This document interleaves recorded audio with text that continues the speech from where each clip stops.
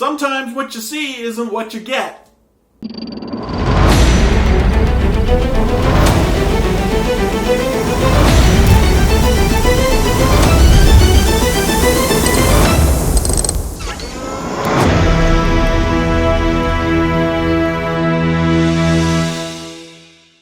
Welcome to another episode of the GameSmith, and in this episode of our water accessory series, we're going to be exploring another method of creating coral for use as scatter terrain for your aquatic adventures. Let's head to the table. The basis of this build is going to be packing peanuts. These are widely available, and if you've ever ordered anything online, you probably have some lying around. I suggest you use the big ones and make sure they're not cracked or broken. I really like the texture on the styrofoam, and it's going to be perfect for making our coral. Next, I want to share a trick that I'm using to help reduce waste. These unpainted miniatures from WizKids are awesome, but so are the packages. If you carefully separate the plastic from the cardboard back, you can end up with these small plastic trays. I collect these trays just as much as I collect the minis. And I use the trays for mixing paint and washes. Next, I want to share the results of a quick color test I did on 4 brands of red paint I have. The brands are Acrylic, Deco Art, Craftsmart, and Serum Coat. I did a test coat on the packing peanuts from each bottle. The Acrylic paint produced a rather pink result. The Deco Art produced a very bright pink bordering on red result. The Craftsmart, on the other hand, was a thin pink. And the Serum Coat produced a vibrant red. Now these are all red paint, but after painting a single layer on the white packing peanuts, they have quite different versions of red. The Serum Coat Bright Red produced the best results. After only one coat and without adding anything to the paint, it produced the most vibrant red. Next, I want to mention that Mod Podge makes different formulas that can help with our build. There's a matte version, which makes a normal flat finish. We also have a gloss finish that will produce a slight sheen when we mix it with our paint. I have a large container of matte Mod Podge, so I'm going to be using that for this build. Then I'm going to add the Serum Coat Bright Red and mix them together. The medium in the Mod Podge soaks up the red without diluting it. Next, we're painting our packing peanuts with the mixture.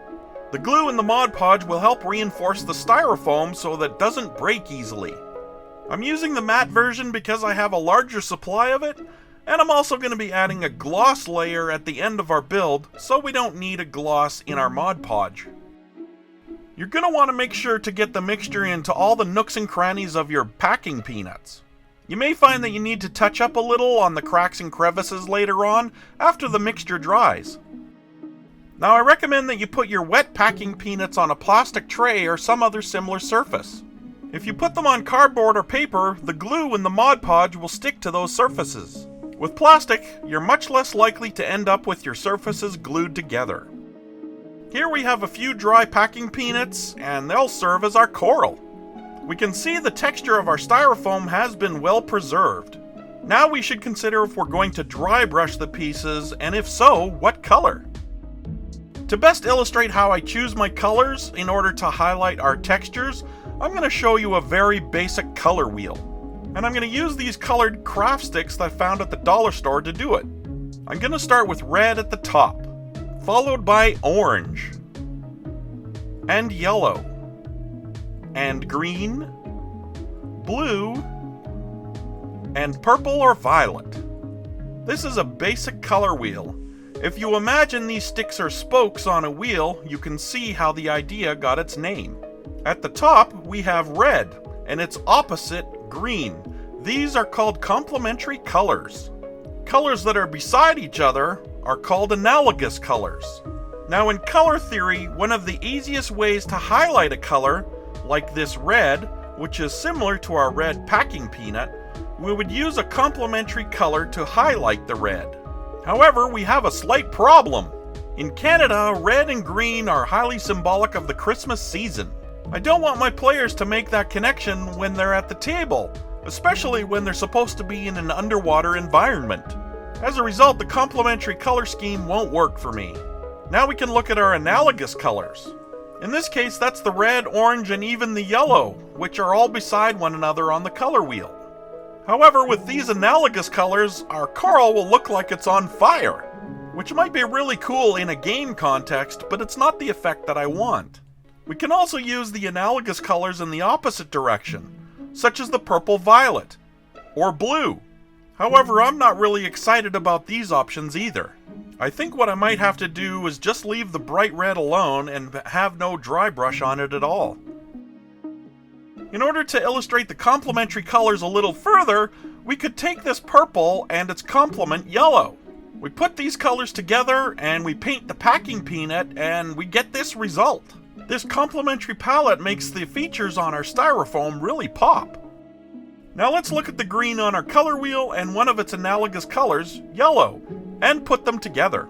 Now we have coral from Notre Dame and Green Bay. Not the color associations I want, but they're less likely to be recognized by my players. This is a very basic presentation of color theory, and whatever color schemes you choose, whether they're complementary, or analogous, or any colors in between, don't hesitate to experiment and find what works for you. Next we take our base, which is exactly the same as what we made in the last video, Series 3, Episode 1. As you can see, I chose not to put a dry brush layer on our red coral. I think the shine of the red will actually work very well as a kind of substitute dry brush layer. Now I can roughly plan out how I'm going to shape my coral scatter terrain. I can use my hot glue gun to quickly assemble the packing peanuts in the shape I want. I can also cut the peanuts into other shapes in order to add them to the build. You may consider building your coral mound first and then painting it afterwards. I chose not to do this because I didn't know what shapes the scatter terrain would eventually take, and I didn't want to risk having any difficulty painting all the nooks and crannies. This is particularly true of the other pieces I made that have a dry brush layer on them. You can cut the peanuts in a variety of ways in order to maximize their usefulness. Don't let yourself fall into the trap of just using your materials only one way. There is no right or wrong way, just put it together. I'm just adding pieces as I go. Don't be afraid to experiment, create simple or elaborate designs, and if you're unhappy with the results, make another one. Now that my coral scatter is done, I want to do a few touch-ups. I have plenty of paint and Mod Podge mixture left over, so I can cover any unsightly spots or globs of hot glue. We also want to touch up the base so no tinfoil is showing through. Make sure everything is dry before moving on to the next step. Next, we're going to add a gloss finish to make our coral look wet. This gloss glaze is great for creating a watery shine on our coral, but the bottle is rather small, and given the number of pieces that I made, I'm going to run out quick. Similarly, this dollar store clear nail polish also works great in order to create a wet gloss, but I would easily go through a dozen of these bottles. What I decided to use is this Puzzle Saver laminate that I found at the Dollar Tree. This is the stuff one uses to paint their completed puzzles so they don't fall apart. When it dries, it creates a clear and shiny surface. And my favorite feature, it's cheap. Whatever you use, work on an easy to clean surface and use a rickety old brush. If you're using the Puzzle Saver laminate, it's a little thick but will flow quite easily, so don't overfill your brush. The gloss will flow down and fill in your textures, so be mindful of how much you're actually using. You need only a thin layer in order to create a glossy shine. And when the Puzzle Saver dries, it will harden and help protect the styrofoam at the game table. Next, in order to maintain some visual continuity across all our coral builds, I'm going to use this turquoise-like color in order to overbrush our base. We talked about overbrushing in our first coral video and in the dry brushing foundations video, so I won't cover it again here.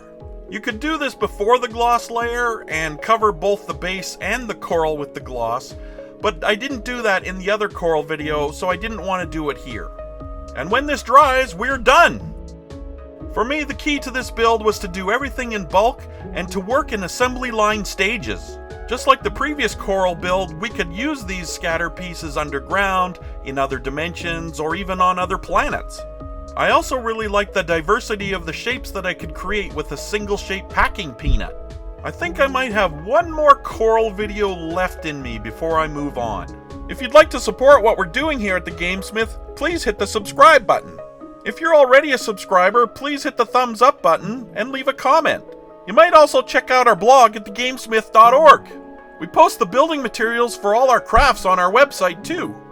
You might also check us out on Facebook, Pinterest, and Instagram. Until next time, I'll see you at the table.